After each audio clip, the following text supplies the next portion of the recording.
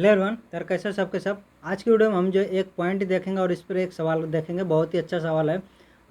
जो हमारा पॉइंट वो है कि equation of plane passing through the line of intersection of P1 equal zero and P2 equal zero is P1 plus lambda P2 equal zero. तो इसका कहने का मतलब क्या है, इसको मैं आपको समझाता हूँ।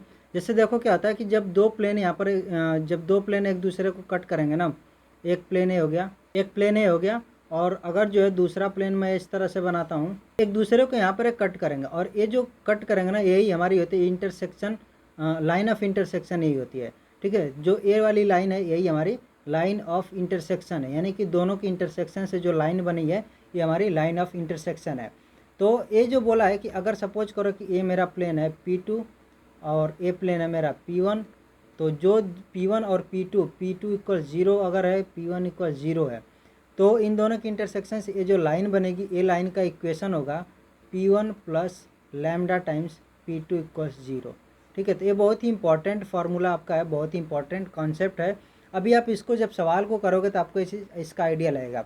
तो अब जो हम क्वेश्चन को पढ़ते हैं, हमारा जो क्वेश्चन है, if plane x minus y minus z equals 4 is rotated through 90 degree about its line of intersection with the plane this, then find its equation in new position.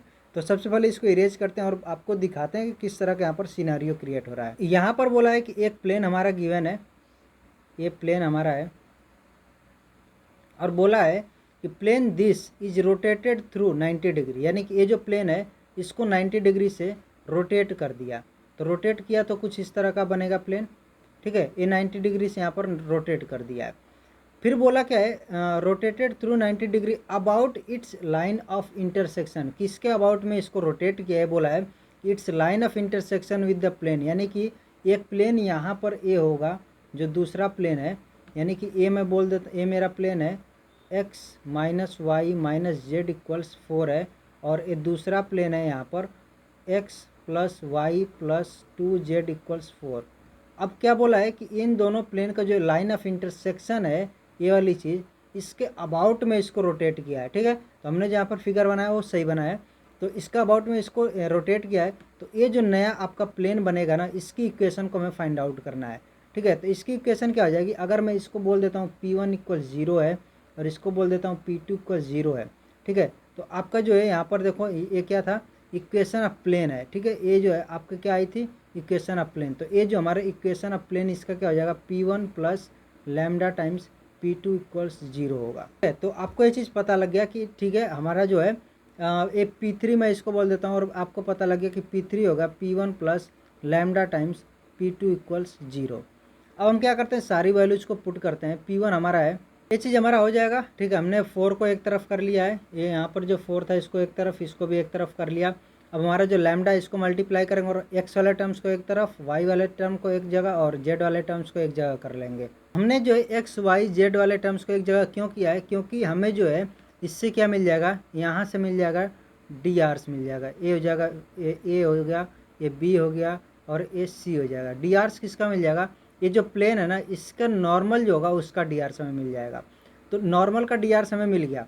अब हमें पता है कि ए वाला जो प्लेन है, यानी कि P1 जो P1 जो है वो परपेंडिकुलर है P3 पर है। ठीक है, P3 पर परपेंडिकुलर है। तो हम क्या बोल सकते हैं कि इसका मतलब कि जो नॉर्मल इसका होगा P1 का, वो और जो P3 का नॉर्मल होगा वो भी एक दूसरे का परपेंडिकुलर होंगे, क्योंकि इसका नॉर्मल इधर आएगा, इसका नॉर्मल इधर आएगा, तो ये भी एक दूसरे का परपेंडिकुलर होंगे। क्योंकि मैंने आपको बोला था कि अगर जो है दो लाइंस एक दूसरे के परपेंडिकुलर हैं, तो उन दोनों लाइंस पर जब हम परपेंडिकुलर डालेंगे तो वो भी एक दूसरे के परपेंडिकुलर होंगे। ठीक है, यानी कि एक लाइन ए है, एक लाइन ए है, एक दूसरे के परपेंडिकुलर है। तो अगर मैं इस पर एक परपेंडिकुलर डालता हूँ और इस पर एक परपेंडिकुलर, तो वो जो परपेंडिकुलर होंगे वो भी एक दूसरे के परपेंडिकुलर होंगे। ठीक है, तो यहाँ पर जो P1 और P3 परपेंडिकुलर हैं, तो इनके जो है नॉर्मल के भी जो नॉर्मल होंगे वो भी जो है परपेंडिकुलर होंगे। यानी कि इस ए जो है यहाँ पर P1 ए मिल गया हमें, तो P1 से हमें इसके नॉर्मल के drs क्या मिल जाएंगे, 1 -1 और -1 मिलेंगे। ठीक है, तो हमें पता है कि परपेंडिकुलर के केस में A1 A2 plus B1 B2 plus C1 C2 equal zero. हमारा मेन मकसद ये है कि लैम्डा की वैल्यू किसी तरह से हम फाइंड आउट कर लें। तो इस ए जो है जब हम इसको पुट करेंगे यहाँ पर, तो हमारा A1 हो गया, इसको बोल देते हैं B1 हो गया, C1 हो गया, A2 B2 C2 हम मल्टीप्लाई कर लेंगे, तो 1 प्लस लैम्डा इंटू 1, और प्लस में -1 प्लस लैम्डा और इंटू में -1, प्लस में -1 प्लस 2 लैम्डा इंटू में -1 इक्वल्स 0 आएगा। और यहाँ पर 1 प्लस लैम्डा माइनस प्लस 1 हो जाएगा, और माइनस लैम्डा और प्लस 1 माइनस 2 लैम्डा इक्वल्स 0। तो हमें यहाँ पर लैम्डा की वैल्यू मिल गई कि 3/2 आएगा। ठीक है, हम क्या करेंगे, यहाँ पर लैम्डा की वैल्यू को पुट कर देंगे और हमारा P3 प्लेन की जो इक्वेशन है वो चीज़ हमें मिल जाएगी। तो P3 जो हमारी आएगी वो क्या आएगी, यहाँ पर हम रख देते हैं। तो यहाँ पर हमारा आएगा x, इसमें हम रख देते हैं यहाँ पर, और ये हो जाएगा हमारा 1 प्लस 3/2, तो हमारा हो जाएगा 5/2 x, और प्लस में y इंटू में आएगा यहाँ पर -1 प्लस 3/2 यानी कि 1/2 आ जाएगा, प्लस में -4 माइनस, और ये हो जाएगा -4 इंटू 3/2। तो कैलकुलेशन करने के बाद ये चीज़ आ जाएगा, और यहाँ पर जो है हम 2 का मल्टीप्लाई कर देंगे तो आ जाएगा हमारा 5x plus y plus 4z minus 20 equal 0।